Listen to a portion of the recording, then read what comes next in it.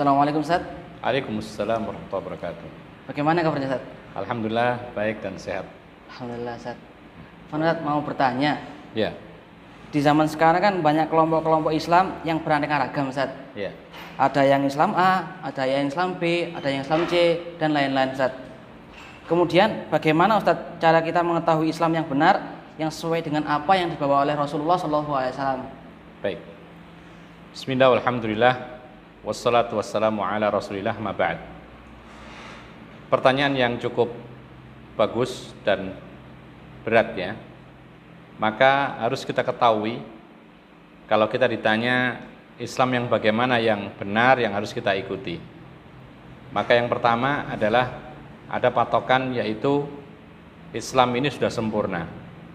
Karena firman Allah Subhanahu wa taala, "Al-yauma akmaltu lakum dinakum wa atmamtu 'alaikum ni'mati wa raditu lakumul Islam madinah."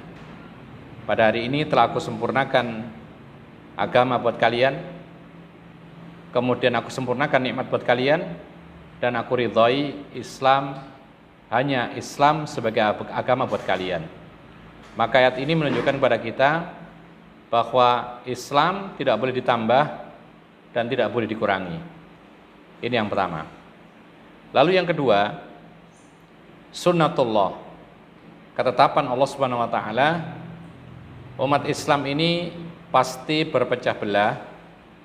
Bukan berarti kita menganjurkan untuk berpecah, tapi ini sunnatullah, kepastian dari Allah, sebagaimana kepastian yang telah terjadi pada umat-umat sebelum Islam. Yahudi berpecah, Nasrani berpecah, umat Islam pun juga demikian. Rasulullah mengatakan, "Sataftariqu ummati ala salatin wa sab'ina firqatan kulhum finnar ila wahidah."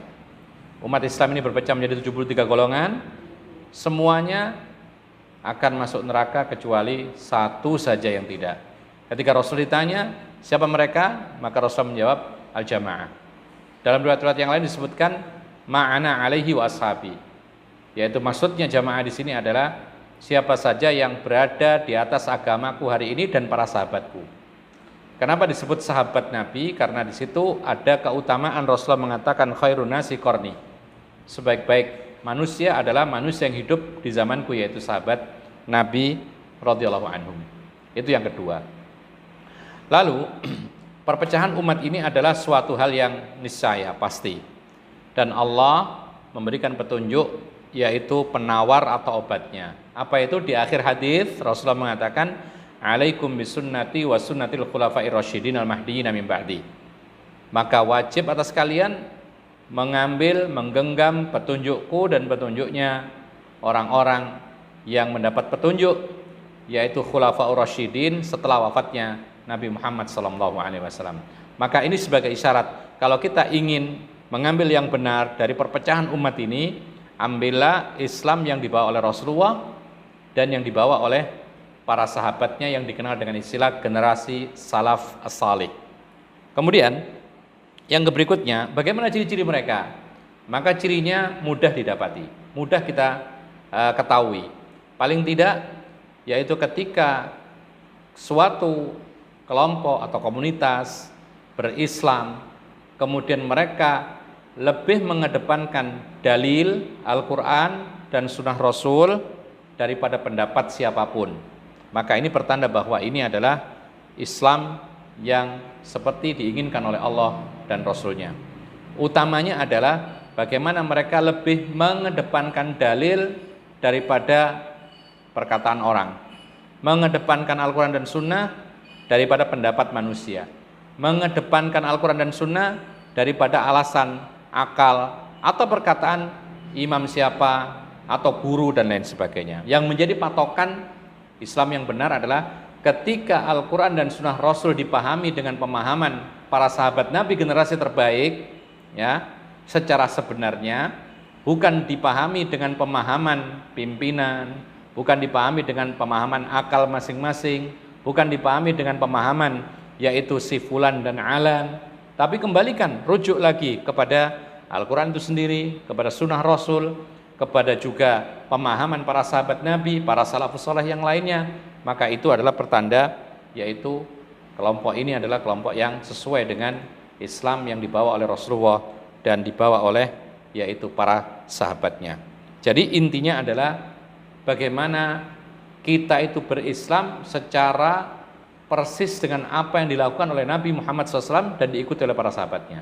Kalau tidak, maka seperti yang kita saksikan, banyak orang berislam tapi landasan Islamnya adalah mimpi, maka ini tidak benar. Islam tidak didasari dengan mimpi, tapi dengan Al-Quran dan Sunnah. Ada lagi berislam tapi dasar daripada amaliyahnya adalah yaitu pemikiran, logika. Ada lagi pakai filsafat, ada lagi pakai ra'yu, analogi dan lain sebagainya.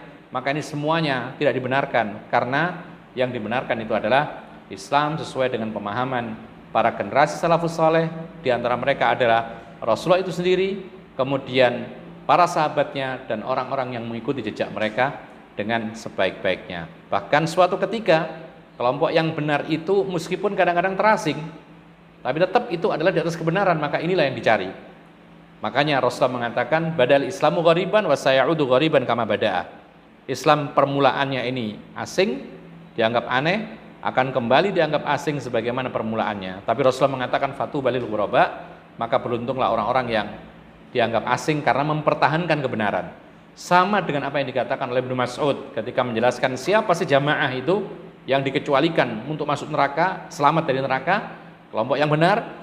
Maka Ibnu Mas'ud mengatakan al-jama'atu ma wafaqal haq wa in kunta wahdak.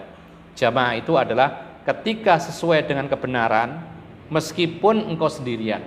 Maka inilah Islam yang benar dan itulah yang harus diikuti sesuai dengan manhaj para salafus soleh.